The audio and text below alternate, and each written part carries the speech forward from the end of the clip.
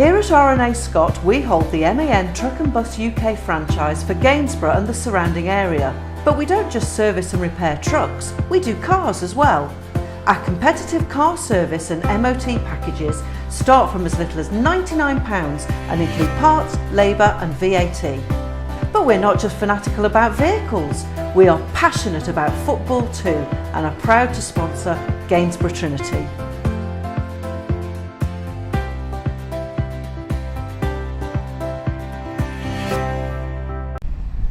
First game of the season, must be a bit disappointed after that.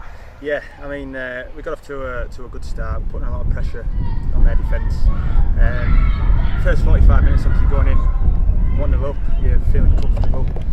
Lads said in the dressing room, you just need to keep it going, and we invited pressure on.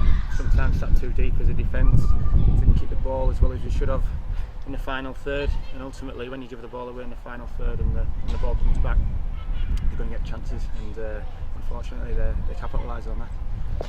To be honest, in my opinion, you were cruising until stoppage time essentially, and it all just fell by the wayside. And yeah, I mean the referee said halfway through the second half, halfway through the first half, you can have drinks breaks, and I think with us, the way we were playing, we like to get the ball down, we like to pop it around a little bit. With them, it was one trick really. It was just a long ball into Dickinson up front.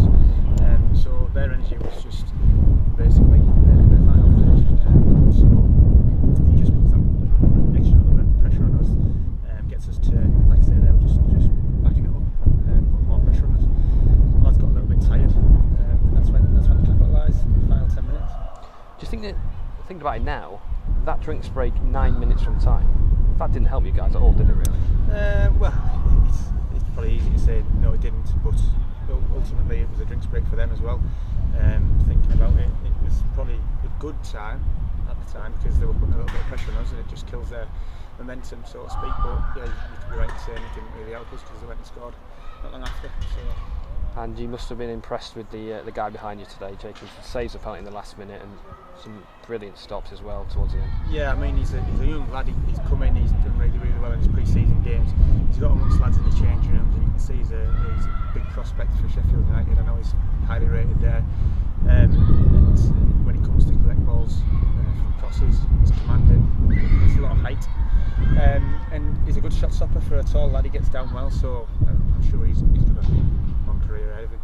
And that gives you great confidence, going into the week that you've had this first game under your belt, proper game.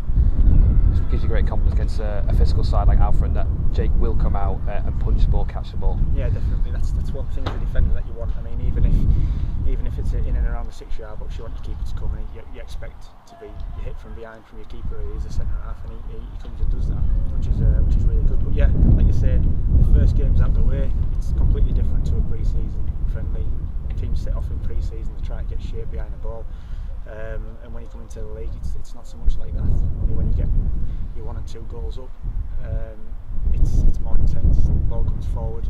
We put it forward a lot faster than you do in pre-season games, so the intensity is completely different. So get one game down, and I'm sure Alfreton will be very similar in the long ball games. I played under Nicky for 5.5, 6 years, and I know the way he plays. It's very similar. The ball goes long quickly. Playing your final third, so I'm assuming it's going to be like that on Tuesday night. Superb. Yeah.